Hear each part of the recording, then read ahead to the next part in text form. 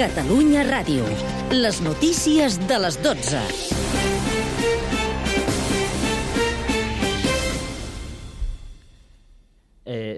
Benvinguts als informatius d'avui. Som el Joel i el Cristian. Bon dia.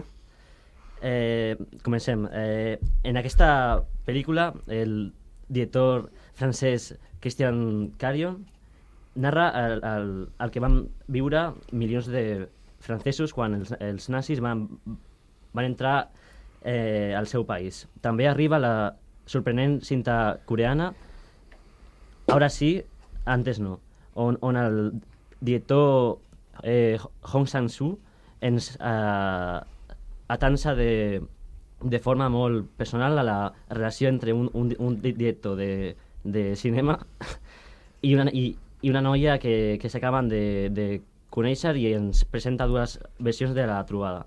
De les estrenes d'avui també destaquem l'Olivo d'Isiar Boyain i també la venjança de la Jane, un western en clau femenina interpretat per Natalie Portman i Joel Edgerton. Gràcies, Cristian. L'Espanyol acaba de fer oficial que aquest mes jugarà dos partits a Bolívia. El dia dijous 19 contra el Blooming a Santa Cruz i 3 dies més tard contra el George Wilstermann a Cochabamba.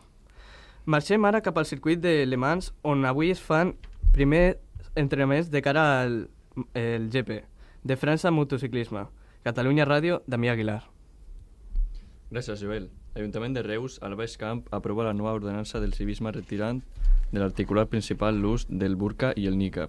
L'absència d'una regidora socialista i el vot de qualitat de l'alcalde han permès que l'ordenança s'aprovés. Gràcies, Daniel.